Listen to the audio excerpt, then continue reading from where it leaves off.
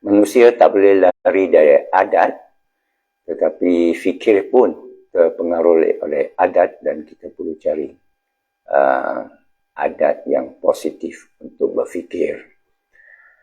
Assalamualaikum warahmatullahi wabarakatuh. Bismillahirrahmanirrahim. Alhamdulillah Rabbil Alamin. Salam berpuasa hari keberapa, apa tak ingat, seminggu lebih kot. Masih mengekalkan makan sekali sehari tanpa nasi putih melainkan nasi perang dan melaparkan diri.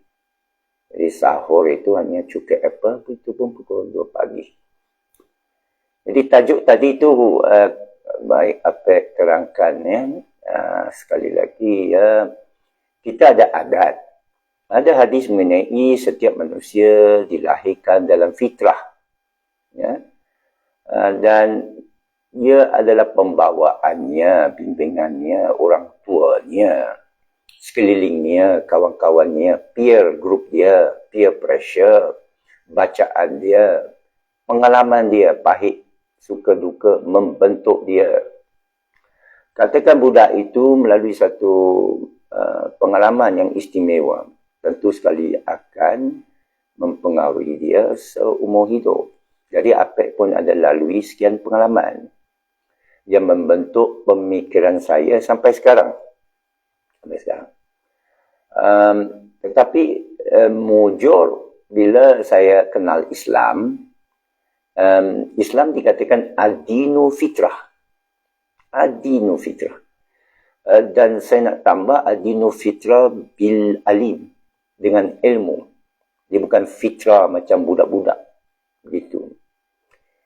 Dia pun fitrah budak-budak itu pun ada maksudnya, ada hikmatnya, kerana budak-budak ini tanggapan kita kepada Allah. Budak-budak bermain adalah fitrah yang Allah jadikan supaya budak itu meneroka, mencari ilmu. Saya sebut ilmu kerana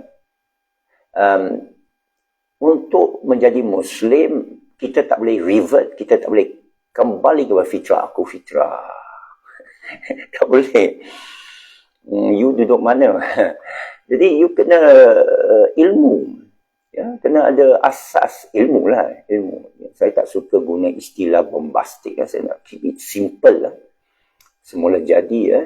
Jadi ilmu itu sudah diterangkan dengan istilah akil balik. Berakal, mampu bertafakur, dan dia mesti ada ilmu asas bagaimana seorang tu Muslim. Ada yang kata berucap, mengucap. Saya lebih suka tengok pada naik saksi, atau saya suka terus kepada ayat mereka memahati ayat Allah lalu beriman. Ada ayat sedemikian dalam Quran. Mereka terdengar ayat Allah lalu beriman. Itu Al-Quran. Ya? Bagaimana orang tak ada Al-Quran? Mereka melakukan kebaikan, tak melakukan kerosakan. Itu satu kategori lah. Kerana ini diajar oleh ustaz-ustaz kepada saya, orang yang tak pernah dengar Quran, kaum yang asing, kaum Cina pun, India, yang kita tak dakwah kepada dia mengenai Islam, bila dia mati, bukan dianggap kafir, bukan dianggap neraka. Ini pun baru diberitahu oleh ustaz yang masyhur tu, yang Quraisy, Syahib ke apa di Indonesia, kalau kita dengar, dia dituduh liberal bila dia kata orang Kristian, orang Cina, orang India, orang kafir, dianggap kafir, nanti akan dihitung. Bukan dihitung cara borong, awak bukan Islam. Awak nama bukan Islam. Awak tak ada nama Muhammad. Awak bukan keturunan Islam. Awak bukan kerajaan Malaysia yang ada cap nama Islam, neraka. Tidak. Ini menurut seorang profesor, doktor yang bertauliah. Yang kebetulan saya setuju. Dan ada asasnya, bukan saya setuju begitu taklid saja. Jadi Islam ini satu fahaman, kalau boleh, atau ideologi, yang ada susunan dia, ada tertibnya. Tetapi sedihnya hadis itu pun benar dari segi kita dipengaruhi oleh orang tua. Kita dipengaruhi oleh apa yang kita dengar di sekeliling. Contohnya, bila saya kecil dulu kan, keluarga saya langsung tak ada bawa satu cerita hantu. Tak ada. Ibu, kerana saya terpengaruh amat sangat oleh ibu dan ayah. Semua orang sama. Ayah saya tidak banyak bercerita dengan saya kerana dia sibukkan waktunya meja judi, minum arak. Dan apa yang dia ceritakan saya adalah kebendaan. Falsafah bahawa, ya itu wang banyak penting. Wang boleh beli kawan. Itu ceramah dia kepada saya. Umur saya 17. Bila saya dapat grade 1 dalam MCE lah, SPM, saya nak terus belajar. Dia tak mau. Kerana dia tak ada duit. Dia tak boleh biayai saya. Dia kata pergi berniaga. Itu betul lah. Falsafah saya sekarang ialah saya lebih suka berhenti dan pergi berniaga pada umur 17. Tapi masa itu saya ada tanggapan yang berlawanan dengan ayah saya kerana dua faktor. Satu ialah dia amalkan cara hidup yang bermaksiat. Jadi kepada saya tak boleh terima. Jadi saya bias. Apa maksud saya ialah mantan dia benar tapi sanad dia salah. Faham tak maksud saya? Apa yang dia cerita tu betul, benar. Tapi kerana dia tu siapa? Ayah saya yang latar belakang tu, jadi saya tolak pendapat dia. Ya, saya umur 17 waktu tu. Saya kata saya mau belajar lagi, saya mau jadi profesor. Dan dia jawab, awak jadi kaya, awak boleh beli profesor. Betul. Saya setuju. Tapi saya ingat lagi masa itu, saya nak sangat ilmu. Just for the sake ilmu. Hari ini pun sama. Walaupun saya suruh anak-anak pergi berniaga, tapi saya sendiri kalau ada wang berniaga pun saya tinggalkan. Kerana saya amat suka pada ilmu. Saya ada projek dengan beberapa pihak ni, projek IT ya. Dan kalau berjaya, saya beritahu mereka, awak ambillah untung itu. Ya, semua orang mau untung, awak ambil untung. Saya mau satu kutub kanan saja. Bagi saya satu institut saja. Saya jadi dosennya saja. Apa maksud saya? Saya jadi gurunya, mudarisnya. Itu kesukaan saya. Saya suka baca tentang Aristotle dari dulu lagi. Jadi kebetulan bila memeluk Islam itu, dia serasi dengan saya. Masa Kristian tak serasi. Ya, ini kebetulan serasi. Jadi bila dipengaruhi oleh adat, dia jadi halangan. Dia boleh jadi halangan. Jadi kita kena periksa balik adat kepercayaan kita. Ya, kerana fikir, tafakur, falsafah atau kebolehan yatafakkarun wa la'allakum yatafakkarun supaya kamu boleh berfikir. Waalaikumsalam surah Arif. Ya. Kebolehan berfikir ini dia ada beberapa syarat atau ciri-ciri. Pertama, dia tidak anggap dirinya apa orang kata sempurna pengetahuan dia. Dia tak anggap dirinya tahu semua. Dia sedar keadaan dia tahu daripada keadaan tak tahu. Jadi bila datang maklumat baru, dia sekurang-kurangnya dia akan mendengar. Macam orang kata bumi leper. Saya dengar, saya kaji. Dan saya sokong berapa hujah mereka sebagai amat cerdik. Tapi saya tahu bumi ini bulat kerana matematik. Itu saja. Dan juga fizik. Sama-sama, saudara Fadam. Jadi, sekarang pun saya masih kaji. Saya kaji mana-mana pihak yang kata Quran ini palsu, terutama dari Kristian ya. Dan orang Arab Kristian. Orang Arab Kristian yang mempengaruhi orang Muslim murtad dan memasuk Kristian. Ini grup mentega terbang. Saya kaji. Saya dengar dan kalau boleh jumpa mereka saya akan berdialog. Ada yang hujah mereka tak kemas. Itu senang tolak. Tapi ada hujah mereka yang amat kemas. Contohnya tentang Petra, tentang Mekah. Mekah itu tak sepatut berada di mana sekarang. Mereka tunjuk fakta-faktanya. Saya akui fakta-fakta itu meyakinkan. Tetapi saya kaji habis-habisan. Alhamdulillah. Dan saya tahu bagaimana meletakkan isu itu. Saya tak cakap selesaikan isu. Contoh saya bagi piramid.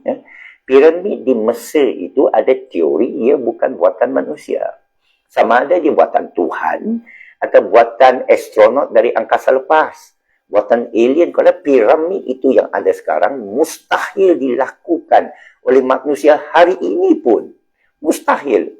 Kerana dia punya ukuran. Mustahil dilakukan. Walaupun pakai roket ke, pakai hidrolik ke, pakai... Tak boleh. Manusia tak bina balik piramid. Bukti kan. Contohnya juga, pergi angkasa lepas, pergi bulan. Manusia tak boleh pergi balik kepada bulan. Menunjukkan ada sesuatu lah. Ya. Bila juga itu alat harp yang kata boleh tembak udara, buat gempa bumi. Tidak ada negara lain mengulangkan. Menunjukkan besar kemungkinan tak betul. Itu cara kita melihat pada fakta secara kasar. Ya, bom atom. Pakistan, India pun ada menunjukkan bom atom ada. Tapi, dia digunakan dalam perang Korea sedikit. Jadi, dia tidak membuktikan dia terlalu membahaya. Ya, hidrogen bomb kita tengok dia boom, meletup betul. Kepada saya, tsunami lagi power daripada atom bomb. Ini matematik. Jadi kerana kita kena ukur, contoh ni pandemik yang lalu, orang kata dia virus membunuh dan sebagainya. Kita lihat pada statistik, kita kata bukan. Ya, terus kita kena ban. Jadi tunjuklah apa yang benar, siapa yang tak benar. You see? So it's a matter of weighing the facts of the case.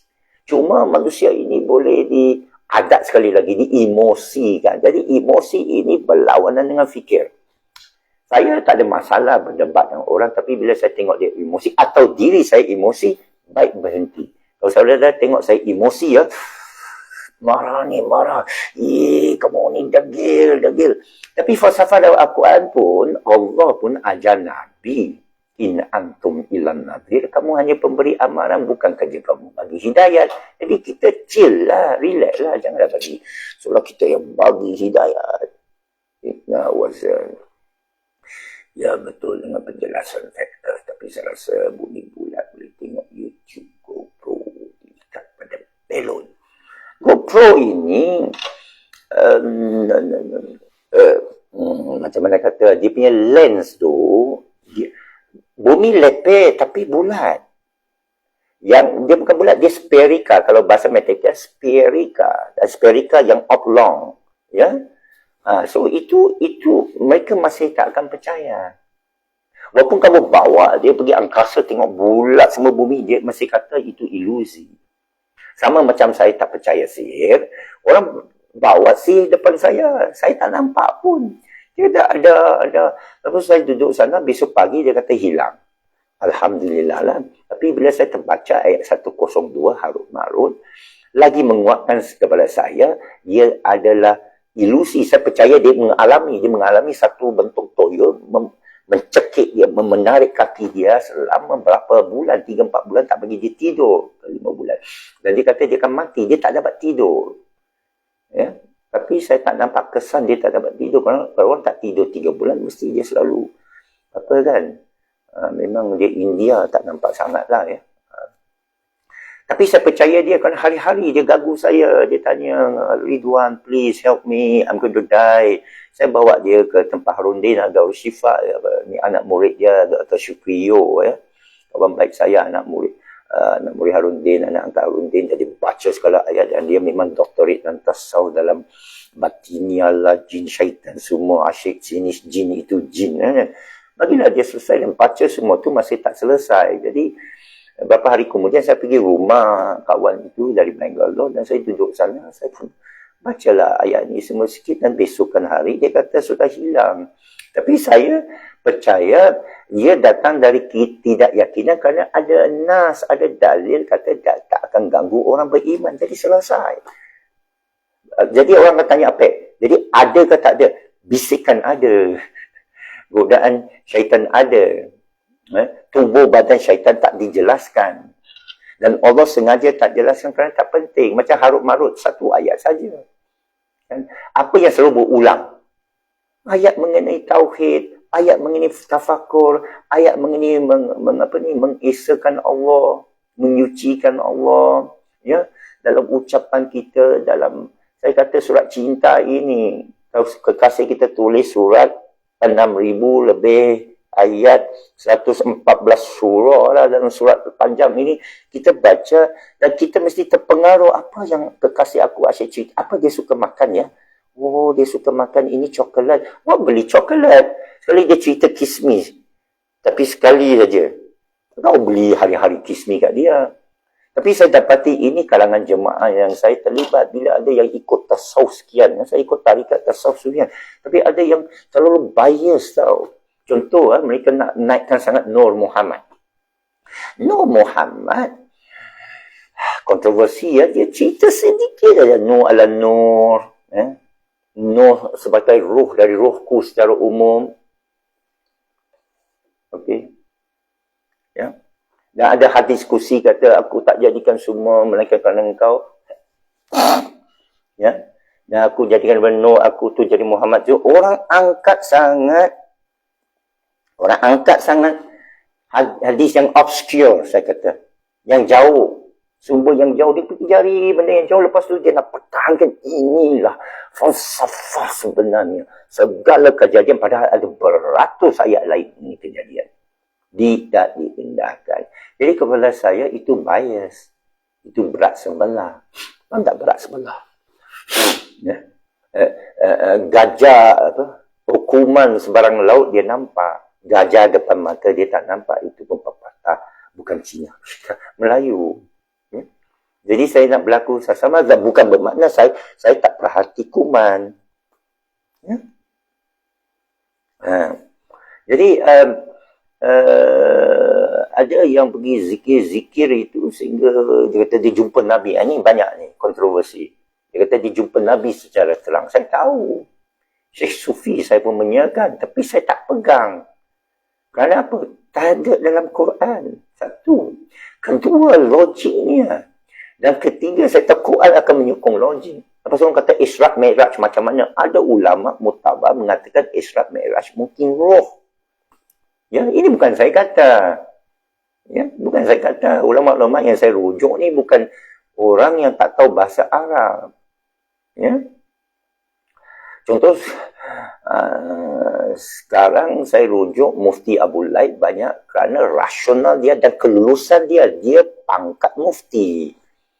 Dia terangkan mengapa dia panggil diri dia mufti. Kerana supaya tak timbul fitnah. Dia kata dia botol mufti. Nah, itu katakan saya ni qadhi. Jangan kata saya ni qadhi apek. Kalau saya kelulusan qadhi, saya boleh mengeluarkan hukum potong tangan. Syekh Sufi saya kata, qadhi sebenarnya yang boleh hukum potong tangan dan beritahu amir tu turun. Baru qadhi, bukan teoretikal. Dia tak anggap Maududi itu qadhi. Ulama ni kena bagi dua, qadhi atau pemberita. Syekh Sufi saya kata. Ulama macam Maududi dikata pemberita. Imam Al-Ghazali sebagai permasalahan. Kerana dia tulis Ihya Ulumuddin.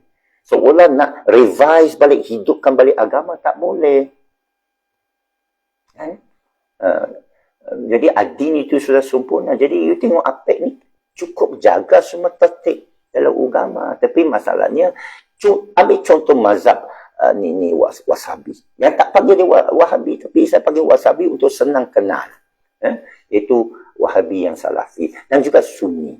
Ya, AWSJ kan. Saya tengok apa yang mereka berbalah. Contohnya mereka kata Nabi tak buat lagu tu. Ini ada asas.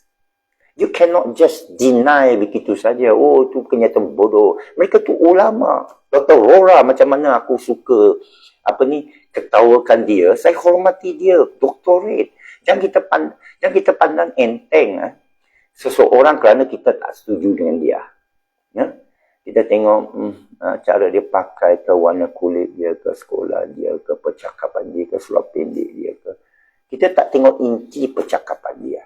Kerana seorang budak pun boleh cakap benda tasawuf yang tinggi. Kan Imam Mahdi sepatutnya dalam satu malaman dia terima semua ilmu. Lepas kita pergi ejek dia. Semalam kau bodoh. Semalam kau kembala kambing. Bukankah Nabi-Nabi pun diambil di kembala kambing, kembala lembu. Kenapa engkau tak ada sijil, tak ada tauliah?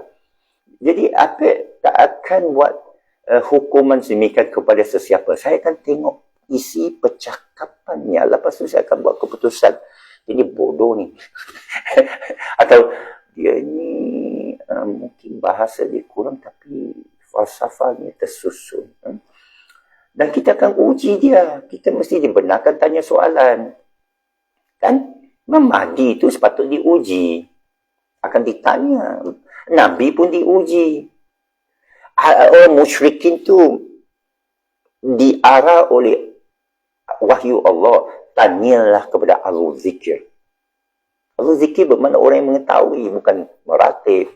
Keluar dalam ayat Quran. Bila mereka kata, awak ni betul Nabi ke? Bukan semua musyrikin anti-Nabi, awak mesti tahu. Awak ni betul-betul benci dia. Abu Lahab ke, Abu Hakam ke. Abu Hakam ini orang aristokrat yang korporat tau. Mereka Tansri di kalangan pembesar Quraisy. Tansri, Datuk Sri. Mereka tak percaya Nabi langsung. Tapi ada yang lain yang lebih moderat dan lebih pro pemikiran. Jadi mereka dengar beberapa ayat Nabi ini sebagai Al-Quran, mereka pun terfikir. Yang betul-betul berfikir, mereka pun macam mana selesai ni? Apa cakap ni betul ke tidak? Muhammad ni cakap ni. Jadi turunlah ayat, tanyalah Ahlul Zikir. Tanyalah Ahlul Kitab yang lain. Okey, jadi musyrikin hantar rombongan pergi tanya Ahlul Kitab mana? Pergi universitas lah. Tel Aviv ke, Stanford ke, UM ke, UITM ke. Mereka tanyalah profesor. Excuse me, professor. There is this fellow. He claims to be a prophet of Allah. You know? Dia mendakwa diri dia Nabi. Bermakna ada perbualan yang siuman berlaku begitu. Ya, bagaimana kita mau tahu dia ini Nabi? Jadi profesor-profesor tu yang Ahlul Kitab tu ada yang baik, yang bagi secara ikhlas. Ya, dia kata, okey, you tanya dia 3 soalan universiti ni peringkat PhD lah ni. 3 soalan. Pertama, tanya dia pasal Ashabul Kahf. Kedua, pasal Zulkarnain. Ketiga, pasal Ruh. Tak kisah apa soalan tu, bermakna dialog itu berlaku. Dialog yang siuman. Dialog yang rasional. Bukan kata, jom kita cari kayu, kita cari buluh, baik kita hamba dia. Cilaka ni orang nak merosakkan kepercayaan kita, nak menggugat orang. No. Memang kecoh masyarakat Arab sana. Ada berapa lapis. Kita cuba bayangkan balik apa berlaku di Mekah semasa Nabi menerima wahyu demi wahyu. Masyarakat berpecah kepada berapa golongan. Amat sedikit di atas yang mendengar pada dia. Ya, di bawah itu ramai yang hamba-hamba tu nak mendahagakan, menunggu ayat-ayat semikian yang merapati dia. Ya. Jadi ada yang golongan ini intelektual. So mereka pergi balik pada Nabi dan tanya 3 soalan ni. Dan Nabi jawab, okey, datang balik esok. Dan 15 hari kemudian kita semua tahu tak penting ke 10 hari ke 15 hari ke setahun kan. Yang penting dia balik dengan wahyu suratul Kahf. Dan kita perlu kaji cara Ashabul Kahf tersusun. Begitu juga tentang sihir 4 kul tu. Alhamdulillah saya kaji sejak memeluk Islam 43 tahun dulu. Saya nak beritahu setiap ayat Quran menakjubkan kepada saya. Kerana saya dan ini juga satu keistimewaan. Allah letak saya dalam mentega terbang supaya saya boleh menghargai Quran. Bagi orang yang lahir dalam Islam, tak akan lihat Quran sama seperti apa lihat. Faham tak? Orang yang miskin umur hidup, tiba-tiba diberikan piring emas, akan tengok piring emas tu lama tau. Yang tak pernah masuk Starbucks, tiba-tiba masuk Starbucks, dia mesti tengok. Mesti mula-mula Apek pergi San Francisco. Saya tengok merata. Saya tengok kapal terbang tu setiap minit turun, setiap minit. Dia cakap chemtrail, merata chemtrail di udara San Francisco. Pertama kali saya pergi Brazil, Sao Paulo, Rio de Janeiro. Sampai tercicir dompet saya. Nasib baik, gangster sana bagi balik. Ya. Pertama sekali saya pergi Vietnam. Ayo, banyak lawa. Pertama kali saya pergi Rusia, dia punya underground. Pertama kali saya naik kereta api laju di Shanghai ke. Saya dalam kereta api, saya pandang ni macam, itu nyonya sebelah saya tengok saya, ni pun Shirley je right now. Bukan orang sini, pupu Malaysia lah. Oh. 为什么你看 pasal dia tengok aku tengok itu kelajuan 245 260 km sejam 320 sana macam banyak laju Austria saya cakap saya Austria 没有就很快呀saya cakap selang Beijing lah dia jadi kawan dia pun belanja aku Starbucks tu RM20 我不要啊很快tanpa dia belanja saya Starbucks atas kereta api laju ya seimbang dengan dia jadi orang yang mula-mula kahwin macam mana dia macam tu lah mula-mula dapat uang macam mana rasanya gitulah tapi selalu hari-hari main wang kat bank hari-hari baling wang tak ada helan lah lalu tengok orang bosor-bosor sini ada lah dia tak ada helan tu satu rumah ada 3-4 biji apa ada satu basikal dia pun helan lah mana lu punya kereta sekarang apa ada kereta lah bermaksud kepada saya latar belakang kita membentuk kita jadi Allah letak saya latar belakang demikian dan saya lihat latar belakang itu bagi kita sedar tentang hakikat pandemik palsu baru ni. Semua orang dicocok membuat tafakur dalam diri saya untuk melihat kebenaran. Kerana ayat Allah sebut, kami tak jadikan semua main-main. Kami tak jadikan apa sesuatu untuk main-main. Bermakna semua itu berlaku dengan serius. Jadi saya amat terima kasih kepada Allah yang maha bijaksana mendatangkan pandemik palsu. Mendatangkan Wuhan. Dengan sengaja untuk mengajar kita beberapa ilmu. Kerana wahyu sudah turun, sudah tak akan turun lagi. Yang wahyu ini cerita, peristiwa-peristiwa menjadi Al-Furqan, Al-Mizan untuk kita guna hari ini. Dia bukan 1443 tahun dulu, dia relevan hari ini sampai kiamat. Jadi adat berfikir kita harus selari dengan Al-Quran. Ya, kerana dia sebut liqaumil yatafakkarun, iaitu Buya Syaku cakap bilang ia adalah pemikiran senantiasa berfikir. Itu Ustaz Mu'in Gulam Ad-Da'wah Bukit Jelutong ke apa kan? Pun kata demikian, senantiasa berfikir. Jangan berhenti berfikir. Itu adat pertama berfikir. Jangan stop. Menurut Edward de Bono dan juga Jacques Ellul, anarkis Kristian Perancis, dia kata propaganda mudah atas profesor-profesor. Orang yang cerdik-cerdik, belajar tinggi, mudah dipengaruhi kerana mereka berhenti berfikir. Apabila mereka dapat PhD, mereka rasa kami sudah pandai. Itu malapetaka bagi orang berfikir. Apek Allah sengaja tak bagi PhD supaya Apek tak berhenti berfikir. Kalau Apek ada PhD, Apek akan sombong. Saya dah jumpa banyak orang PhD, sombong kebanyakannya. Saya ada jumpa PhD yang tak sombong. Ya. Kebanyakannya yang bertauliah, bergaji tinggi, sombong. Tapi kebanyakan orang jutawan, multi-millionaire, hidung tinggi. Tapi apa pernah jumpa yang tidak? Yang amat tawadu.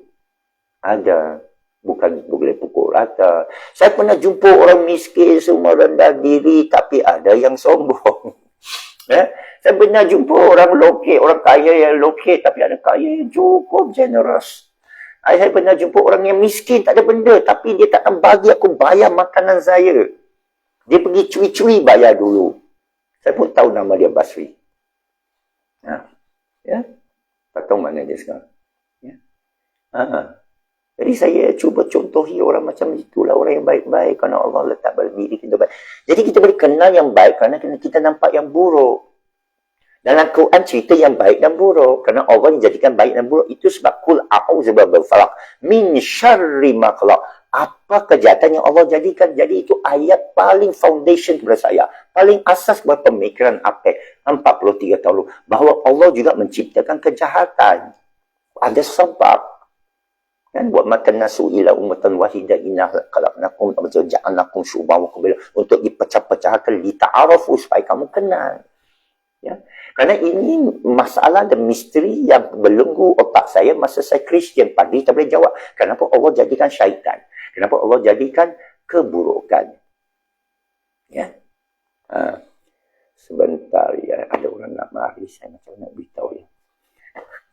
Okey, cuma saya onkan alternatif. Itu nanti ya saya sekejap ya.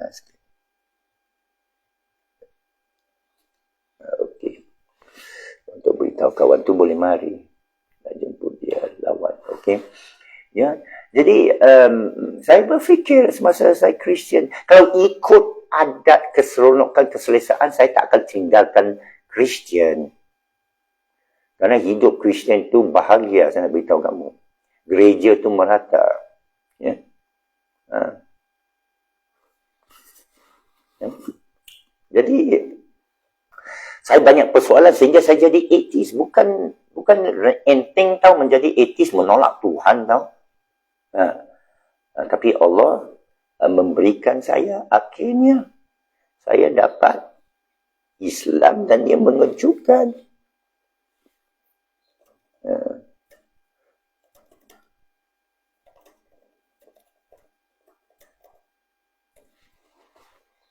Ya. Jadi bila saya datang ke Islam, saya tak berhenti pemikiran itu. Dan hari-hari saya ambil kesempatan bulan mulia ini, tak ada benda nak buat. Saya beritahu, okey, saya buat live lah 2-3 satu hari, kerana dan berapa hari saya akan sibuk. Masa ada waktu tu bantai lah berapa live yang boleh. Mana saya tahu kan, saya tak ada esok kan. Atau saya kat negeri China takkan pernah berlaku kan. Kita jumpa Cik Mat. Ya. Jadi nanti saya kena tutup hotspot balik kerana nanti dia bakar lagi. Ya. Jadi itulah, saya seronok. Saya harap saudara pun seronok berfikir. Dan saya suka berkawan dengan orang yang seronok berfikir, yang tidak ada prejudis. Tapi saya tak akan seronok dengan orang yang ada prejudis. Dia kata, aku ahlul bait. Sudah. Aku khasyaf. Sudah. Faham tak maksud saya?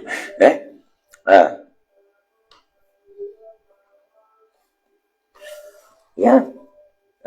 Itu sebab bila kita tengok ayat surah Al-Hujurat itu, inna khalaqnakum min dzakarin wa unsa itu, atau iqra bismi rabbikal ladzi khalaqal insana min 'alaq itu, dia rahsia memberitahu bahawa kamu tak ada benda. You cuba cek dalam badan kamu itu, tidak ada nama Tan Sri ke, keturunan ke apa. Itu keturunan sebagai dunia asbab kamu untuk menjaga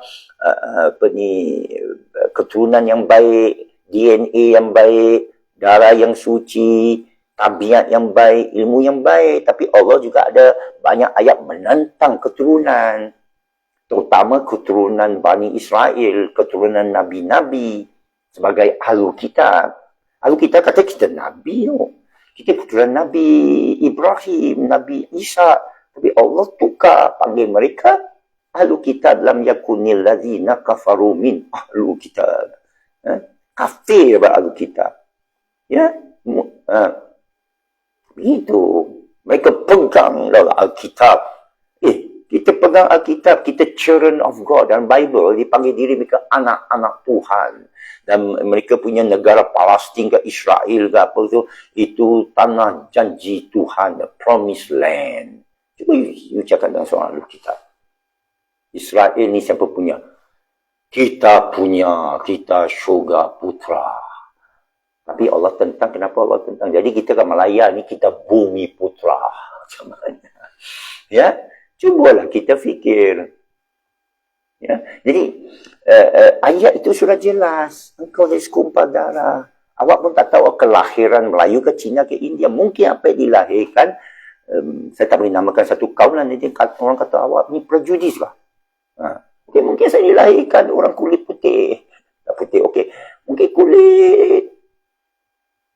Mungkin Jepun, sepet, pendek. Ini dah tinggi lah. Jepun pun ada tinggi, handsome pula. Okeylah, pop. Mana? Tompik ni. Okey, rambut tak kerinting. Okey, saya lahir sebagai negrito. Tapi apakah aku hina? Tak. Kejadian Allah, waja'alnakum syu'uban wa qabaila inna akramakum indallahi atqakum. Semula-mula kalangan kamu ialah yang adalah yang bertakwa. Sekejap. Bagi tekon tetamu nak mari. Okey. Jadi itu falsafah pemikiran. Tapi walau bagaimanapun, dengan saya tahu banyak, ada orang puji apa yang awak punya ilmu dalam, macam mana awak dapat yakin ni semua. Saya tak puas hati. Kerana macam Buya Syakul cakap, awak belum sampai akhirat. Awak pun tak tahu kesudahan kamu. Dan banyak ilmu ni kita kata gaib. Banyak ilmu ni, kalau kamu khasyaf pun, ni Buya Syakul betapa 40 hari sepatut dia khasyaf. Itu pun dia kata, dia nak khasyaf syurga ke neraka. Itu adab yang betul. Itu orang menurut ayat Quran. Kerana ayat Quran sebut, Nabi pun tak tahu nasib dia. Yang awak nak tahu nasib kau buat apa? Awak nak tengok, sihir ni betul ke tidak? Syaitan dah betul tidak? Saya tak akan minta. Kalau Allah bagi saya satu permintaan, saya akan buat permintaan sama macam Buya Syakul, atau saya tak akan minta apa. Cuma saya nak tahu, saya nak kenal kamu, lihat wajahmu. Macam Nabi Musa kata. Dan sama juga Allah dah jawab dalam Quran, kamu akan musnah. Kamu nak musnahkan diri. Kan? Ya. Begitu. Jadi, apa nama ni, kalau saya ada permintaan, tunjuk saya syaitan. Tak payah, kerana Allah dah cerita dalam Quran. Syaitan ni teman kamu. Jauzat, teman kamu. Korin, iblis. Bila kamu berpaling daripada Allah, kami utuskan satu iblis di sampingmu. Dia bukan ada kementerian mengutus iblis tau. Okey, pergi kat ni apa ni. Dia berpaling daripada ayat Allah ni. Tak. Dia cerita sebagai fitrah. Orang yang berpaling, dia karma, cause and effect. Kamu berpaling, kamu syaitan lah tu. Kamu bertukar jadi iblis. Kan kamu sudah tidak ada jalan kepada hidayah Allah, iaitu qalamullah. Ya. Dalil nakliyah sudah turun. Dulu tak turun, kamu terpaksa masih firasat, ya tafakkaru macam Aristotle. Tapi sekarang sudah turun, sudah ada shortcut. Masalahnya orang itu, orang kita masih membelik-belik shortcut itu. Masih tengok lagi. Kuala Krai. Gua Musang. Kuala Lumpur. Tak pergi-pergi pun. Tak menghargai itu, menunjuk jalan pergi New York. Ya. Jadi, kepada apa dalam keadaan bukan Muslim, datang dan menyelesaikan masalah saya. Masa itu, hidup saya porak-poranda. Saya dah cakap saya suicide, nak bunuh diri. Ibu bapa saya berperang. Bapa-bapa saudara saya hanya bagi saya RM70 satu orang. Mereka bagi kali pertama saja RM210. Kerana saya kira saya hidup sebulan RM70. Jadi RM210 untuk saya hidup 3 bulan. Apabila mereka tahu saya Muslim, mereka putuskan. Ya? Tapi masa itu saya dah diselamatkan di Perkim yang berikan saya RM150 sebulan. Alhamdulillah. RM20 potong untuk asrama. jadi bermakna Tuhan jaga saya waktu itu. Bermakna Tuhan memberi isyarat kepada saya, you go, you nak cari ilmu aku, you jalan, you don't worry. Lu jalan dulu. Jangan toleh belakang, you jalan dulu. Kami akan kirimkan wang, kami akan berikan rezeki. Semua kita akan bagi, itu ilmu pun kita kasih.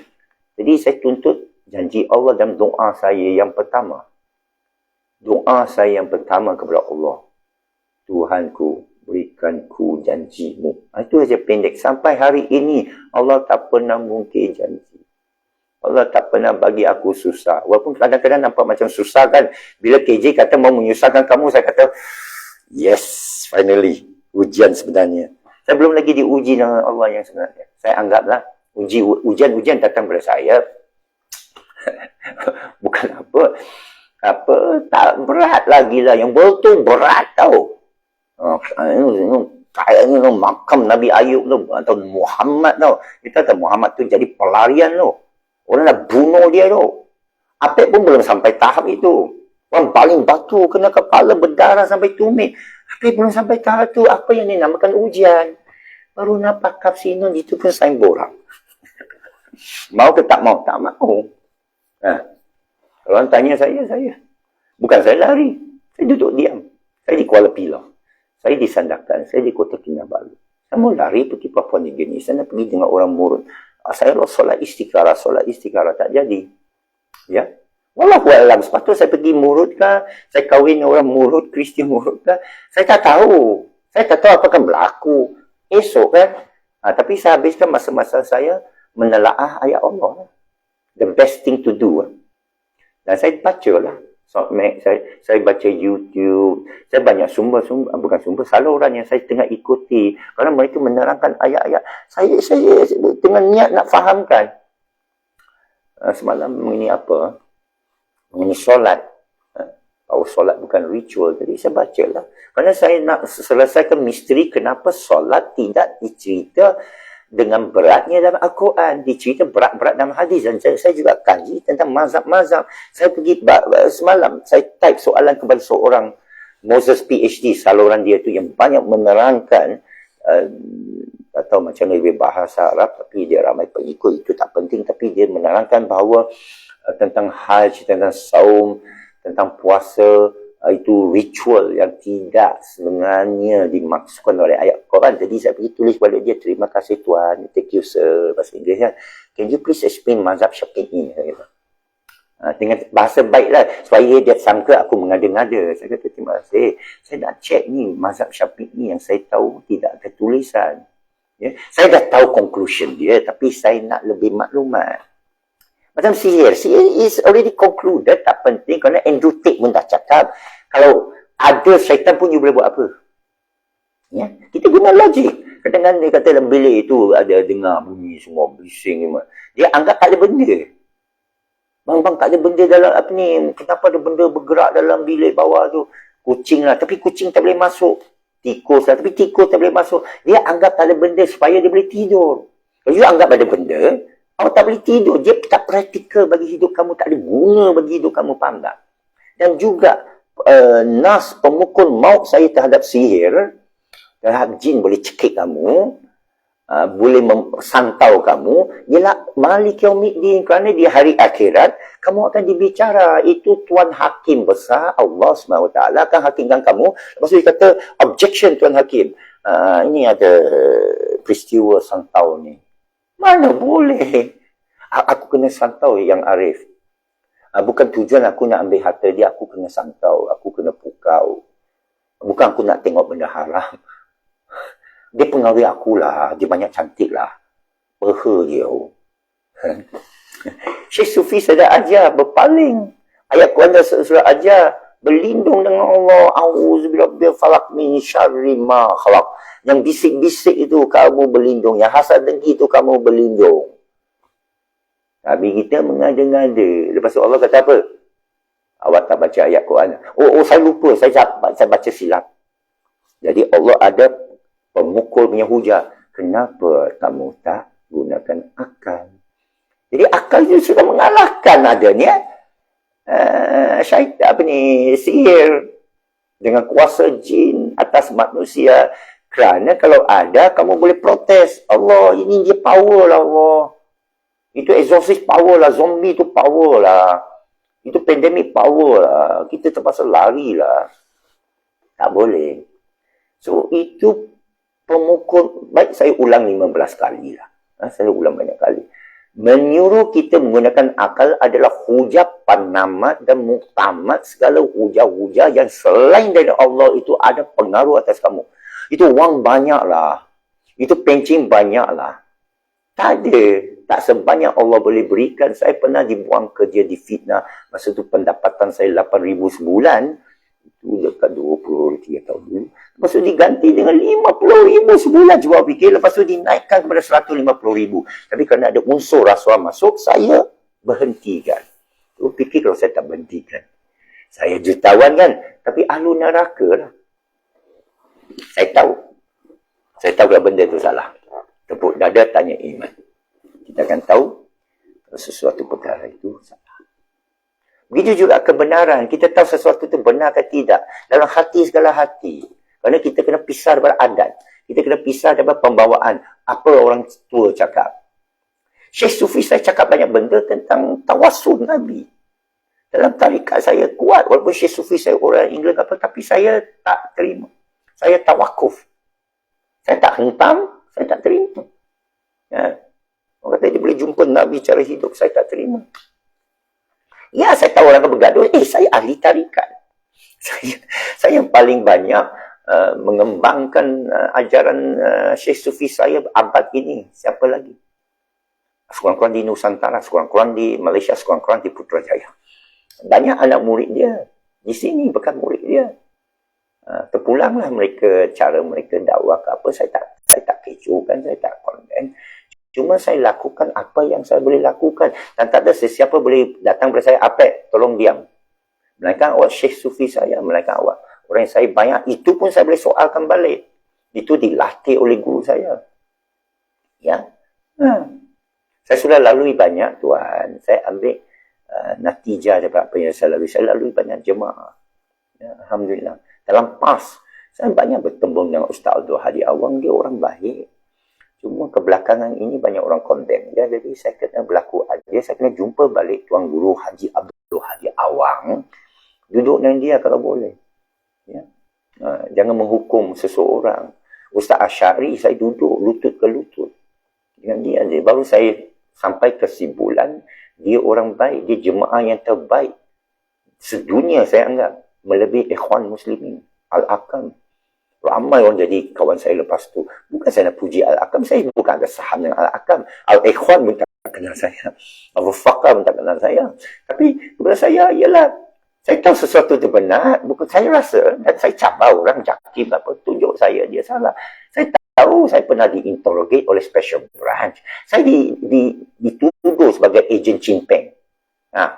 Cina Apek ni ejen Cimpeng. Oh, bukanlah bekas mafia, bekas komunis. Bekas komunis. Apek ini ejen Cimpeng yang diutus oleh Cimpeng, arwah Cimpeng. Pura-pura masuk Islam. Pura-pura masuk PAS untuk memperandakan masyarakat Melayu. Itu Special Branch menfitnah saya. Ya, tapi luculah. Saya suruh mereka Special Branch tu, saya kata, awak interrogate lah saya ni pura-pura ke tidak. Kalau awak banyak teror, awak mesti tahu seorang tu pura-pura ke tidak. Dia kata masih dalam penyiasatan. Apa nak siasat aku di sini? Awak tanyalah saya. Saya tahu ada mana mau cakap. Alhamdulillah lah saya lalui banyak, tapi kadang kita kena objektif dalam hujah kita. Saya banyak hujah yang subjektif daripada pengalaman, tapi tak boleh.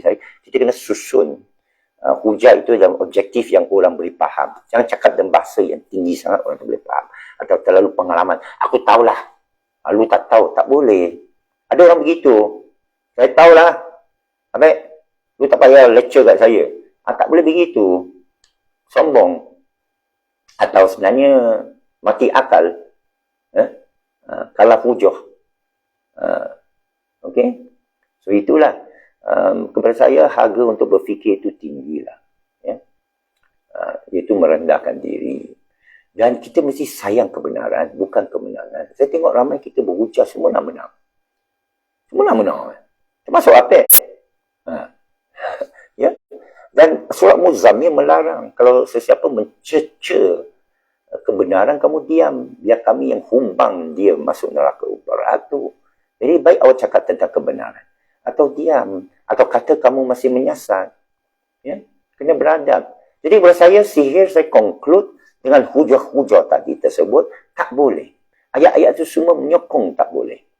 Ayat Qul a'udzu birabbil falaq, dia tunjuk ayat pembukaan. Itu syari makhluk. Bermakna ciptaan dia. Ciptaan dia makna dalam power dia. Faham tak? Kamu tak faham Iznillah ni. Biiznillah ni bukan ayat jampi tau. Dia bukan awak boleh keluarkan itu. Macam katakan saya dalam kuasa dalam tanganku. Bermakna awak tak boleh ambil. Tolong buka buka handphone tu saya nak ambil. Tak boleh. Saya kata iPhone ni dalam tanganku. Izinku lah dalam tanganku. Bukan anak tu boleh. Bang buka. Tak boleh. Izinku. Tak pernah Allah delegasikan. Malaikat maut pun Allah matikan. Tidak ada sebut pun Al-Quran. Tak apa. Allah yang ada sebut ialah yuhyi wa yumit. Dia mematikan cara langsung. Dia menghidupkan cara langsung. Itu yang Nabi Musa beritahu Fir'aun. Bila Fir'aun tanya, siapa Tuhan kamu? Apa dia boleh buat? Dia hidupkan dan mematikan. Berani awak depan Fir'aun yang boleh bunuh kamu tau. Jadi Fir'aun kata, aku juga boleh hidup dan mati kan? Bawa 2 orang. Okey, ini. Dua-dua, kasih mati. Yang tu kasih hidup. Tengok, saya matikan tu, saya hidupkan tu. Itu lawan Tuhan kan? Boleh. Kerana Allah bagi cerita tu tunjuk perangai Tuhud. Hari ini pun sama. Saya boleh menyusahkan kamu. Tak boleh lepas. Saya cakap tak boleh lepas. Saya power sini. Oi. Saya PL, saya Napoleon. Saya ada power. You ada tengok tak? You tengok tak? Saya pernah hadapi orang macam tu. Sombong. Angkuh. Sekarang kat mana? Ya. Itulah Fir'aun. Ini Fir'aun kecil. Yang tu Fir'aun besar. Ya. Tapi Allah jawab apa? Beritahulah dia. Aku yang hidupkan dan mematikan. Ada yang mencabar balik Tuhan. Bagi kita mati sekarang. Mereka ketawa. Allah kata jangan minta cepat. Saat ni akan datang. Allah tak boleh dicabar begitu.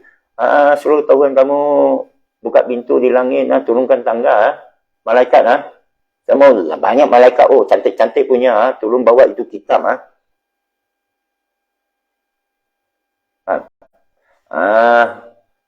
Belahkan bulan, suruh Tuhan kamu belahkan bulan. Itulah ayat Al-Qamar. Ketika saat bulan belum dibelah. Tapi ayat tu panjang cerita. Kamu akan tuduh ini sihir berpanjangan. Kamu tak akan beriman. Tidak, kamu yang buta tak tengok kejadian yang kami sempurnakan bagi kamu. Datang dari sekumpal darah. Kamu nak sekutukan kami dengan siapa?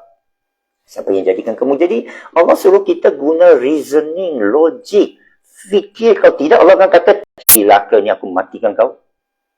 Allah kata, kami boleh sambalkan kilap, matikan kau situ juga. Kalau saya Nabi, saya akan tanya, silakanlah. Aku ada power ni. Katakan aku Nabi lah. Ya? Jibril ada. Allah ada. Ini direct ni tau. Ini bukan direct dengan precinct 1 lah. Di precinct 8. Direct precinct 1 lah. Ini direct Tuhan tau. Malikul Kudus tau. Yuhyi wa yumin. Tahu tak? Lahul mulk tau tak? Dan Allah tu kata, aku boleh matikan kau di situ juga.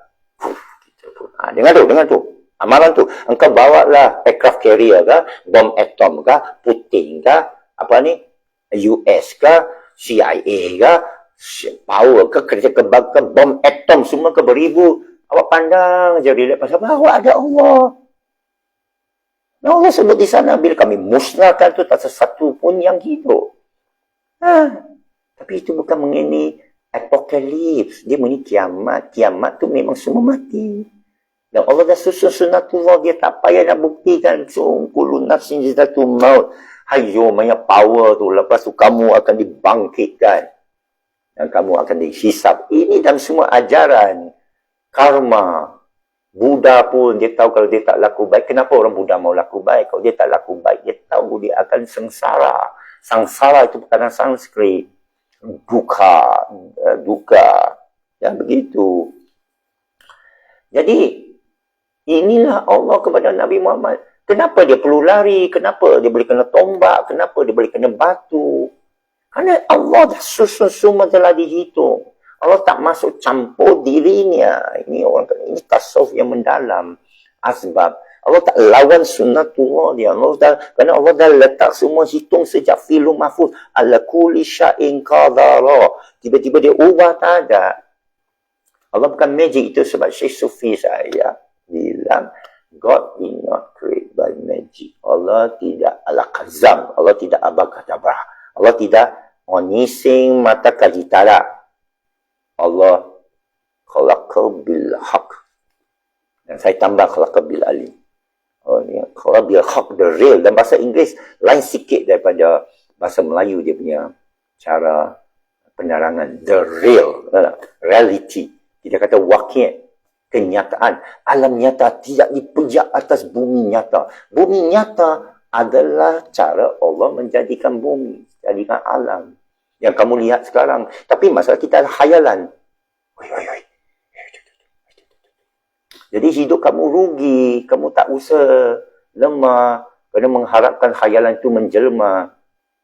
anak puteri itu datang, saudaraku yang mulia, anak puteri itu hanya mimpi, saudaraku. Saya ada kawan begitu. Menunggu-nunggu. Ada. Saya bukan satu kawan, beberapa kawan. Menunggu projek. Menunggu surat watika, surat cinta. Ada.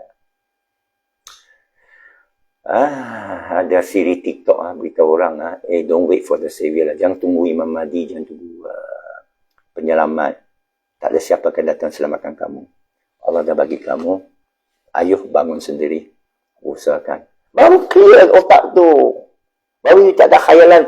Jadi saya tak ada fikiran, nanti Allah bagi aku bajet lah. Nanti Allah bagi aku rezeki. Tak. Dalam Apek ni kepala tak ada. Apek dah bersedia. Jangan burger tau. Berapa bulan lepas Apek duduk depan burger tu kawan tu. Nanti Apek susah mari jual burger. Apek mau jual air. Saya sanggup. Saya sanggup. Itu begitu. Saya pernah lakukan gitu. Saya tak ada macam, tak apa, sabar. Nanti Allah bagi kau projek. Kan anu tu kawan kamu. Saya tak harap langsung. Saya tak harap. Dan saya ada projek, saya ajak kawan-kawan. Inilah Apek, kontraktor yang paling bodoh. Bila ada projek, ajak kawan semua. Ada yang sapu saya, ada yang tikam saya. Saya tak kisah. Kerana saya tahu projek itu satu orang makan, bukan kata lebih dari cukupi, tapi kenapa awak nak susahkan diri kau? Saya buat apa projek, saya berkongsi maklumat saya. Kenapa nak susahkan diri kau? Ya? Saya apa-apa pun, saya ajak orang. Saya jumpa apa-apa pun. Kalau saya berniaga homopati, siapa minat buat homopati, sekarang saya ajak. Kerana tahun depan kena register atau bekam atau acupuncture. Ya? Mari jumpa saya. Saya minat buat. Kerana untuk pendapatan yang halal. Kerana saya takut, bukan takut, saya bersedia. Bukan takut. Ya? Saya bersedia untuk apa kemungkinan. Ya? Saya bersedia. Kebun saya pun pergi buat kebun, tapi saya tahu payah. Berkebun. Banyak orang kata nak berkebun. Bukan mudah. Nanti kalau hidup sebagai pekebun. Saya dah pergi Vietnam. Pekebun pun give up. Peneroka feodal pun give up. Bukan senang tuan-puan. Cakap senang. Orang nak ikut saya jadi hantar anak dia. Bukan senang. Anak tu kena disiplin. Kalau dia makan benda chewing gum ke, gula ke, snack food ke, maaflah balik. Kalau dia main handphone juga balik. Lawan cakap, balik. Tanya soalan okey. Diam tak tanya soalan pun balik. Jadi bukan mudah saya ambil apprentice. Saya tahu ramai orang hantar saya nak apprentice. Bukan mudah. Hanya anak saya sendiri kandung saya ambil sebagai apprentice kerana dia anak aku. Saya maafkan dia. Sekarang dia dah okey. Kan? Gitu. Jadi maksud saya hidup ini betul-betul guna warasan siuman fikir yang Allah kurniakan. Kerana kita berdepan dengan semua jenis orang. Ya? Macam mana kita nak berhujur. Ada yang terima, ada yang tak terima. Tapi kita jangan makna kita jadi orang yang tak logik lah. Okey, saya dah dengar tetamu saya sampai. Sekian saja. Semoga Allah merahmati kita di sesi ini. Saya mohon maaf kalau mencarut, merepek. Ya. Ini grup datang, saya akan buat live. Kemudian ini mengenai unschooling. Ada satu keluarga yang buat, yang tak bakar sinun tapi tidak akan tunjuk muka mereka. Ya. Okey, dalam sesi akan datang. Sekejap lagi. Assalamualaikum warahmatullahi wabarakatuh.